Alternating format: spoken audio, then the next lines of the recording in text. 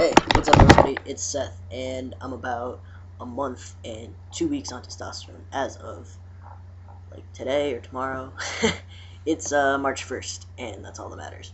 I started on January 19th. So, yeah, testosterone update.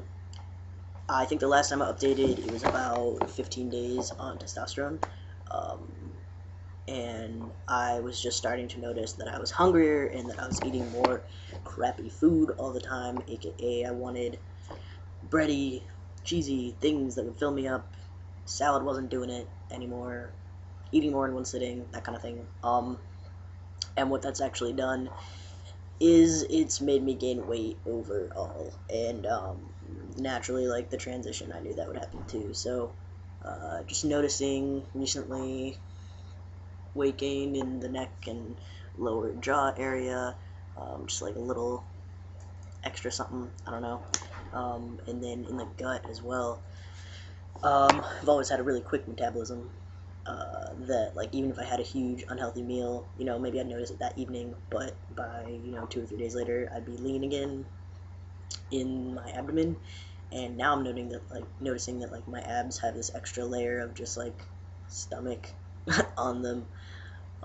They're not lean or toned really anymore, and I am actually noticing some weight gain in my hips as well, which is kind of strange because I thought like you lose weight in that area when you start testosterone, so that feels a little bit weird. My figure definitely hasn't started to masculinize in that area, but one area that it has changed is the shoulders. I had a really awesome, kind of proud epitome moment. One day, 2 weeks ago, I looked up in the mirror and just kind of like after my shower was like, oh, I'm not performing as much. I'm not flexing my shoulders so that they look bulky and like so my neck looks wider, which I've always kind of done as a gender practice, I guess, because there is a huge part of transitioning where we're pretty aware of how we perform our gender and how we try and get across what we feel and want to consistently be viewed as, and or not consistently, depends on your identity and how you want to be um, perceived or not perceived day by day. And anyway, yeah, so one of the things I always did was like always kind of have my shoulders up, my posture bad, so for that reason. So yeah, I just kind of noticed that it was filling out in that area, and I wasn't really having to take as much time to do that, and feeling less lanky overall, feeling like there's a little extra something on my body feels kind of good, and at the same time, noticing that like I'm breaking out on the side of my face. I had to shave 3 days ago. What? And now it's like as rough as sandpaper, and the hair is growing in thicker, and I just shaved the mustache area. I did not shave this part of my face. This is all still blonde. This is growing in a little bit. It's down to here. I just got a haircut, so they kind of like cut it off, but still, it's there.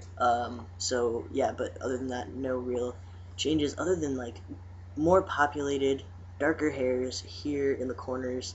Just felt like it looked kind of pedo stash like, and I was definitely noticing it for a couple days. So I was like, all right, time to shave. As an almost 20-year-old guy, I probably should shave for the first time. Um, and that kind of like dealing with the weight gain and shaving for the first time and seeing how quickly it like felt weird and rough. Um, and knowing that my brother has really intense 5 o'clock shadow sometimes, and like how responsible he is over shaving, and I don't know, I just finally felt like my puberty was making its presence clear, and it feels like that second puberty where like I really do feel like I'm actually feeling older. I've always felt like, people have told me I'm mature and like experienced, and my age, sometimes I'm act a little bit older than my age is, but I've never felt like I looked like that. My body was never congruent with how I felt. So you put me in a room full of 20-year-olds or 25, whatever, the whole range of 20, and I always felt a little uncomfortable and less confident in that kind of situation, maybe, if it was like an age-based situation. I don't know. And what I think will happen is within the course of a year, I may, with these new secondary sex characteristics such as facial hair or body size or face filling out, things like that, voice drop, like actually start to feel my age, which is a very important part of this transition. And it may not be easy for other people to understand, but it's kind of a cool feeling to me. So yeah.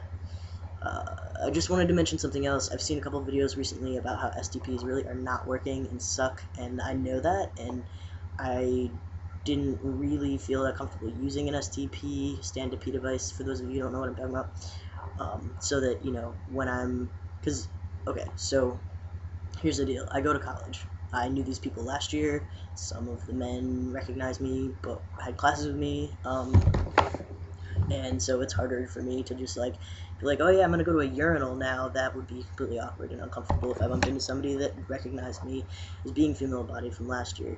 So when I go in the stalls, what I do prefer to do is, you know, go in the stalls in men's restrooms, and I'm starting to feel like maybe I want to have my feet face away from the door. Like I don't know. It doesn't really matter to me. I don't think people even give a shit or look to which direction my feet are facing, because whatever. But, yeah, I mean, just in case people do get a little upset about that, I'd recommend the Go Girl. It comes in camo. I don't recommend the purple one. It's a product that looks exactly like this. It folds up. Like, look at how flexible this thing is. It does spring back open. Whoops, and I dropped it. But it folds, which is important. You know, you can put it in your pocket. It's like the same material they use in kitchen appliances, the like squishy silicone. That's what this is. But it holds its figure really well. It also has these inner flaps here, and a little slit at the bottom there. So you just rest this flat up against your body. You can carry it around, fold it up, mobile, whatever. And that way, this is the tightest seal I have found in any product. Haven't had a mistake once. Even the first time I used it, it was perfect. No mistake, no spillage, no accidents. Yeah, if you haven't been able to master an STP, I really recommend this. And it almost is like flush with my skin tone as well. I don't use it every day. I barely use it, but it works. So for those of you who do use them, I recommend it. And you can find them on a couple. It's like 12 to 15 bucks. It's the GoGirl.com product, but you can find it on other websites like Toolshed Toys, different things like that. So that's a little tip. Hopefully that helps somebody out. I'm not packing, but I am binding, which we all know. What else?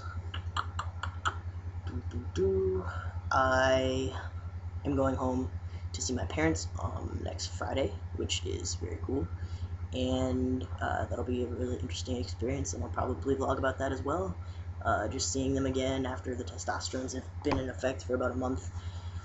I'm going back to see my endocrinologist as well. She'll probably raise my dose to 0.5 cc, which feels, you know, really awesome that I can raise my dose, but also, like, I don't know, it's just preparing for that emotional change, if there is one, or I've been having consistent changes with my voice and body, so for that to increase is even cooler.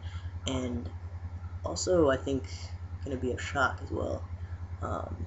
And then the libido is already pretty damn high, so I don't know if that can change anymore. Yeah. What else? It is snowing so hard right now. I don't know if you can see this, but that's like a snow-covered tree and some snowflakes. I don't know. It's really crappy lighting in here, so you might not be able to see that. But it's snowing so much. There's like 8 inches outside. I could be lying, but there's quite a few inches compared to where I live in Portland. So,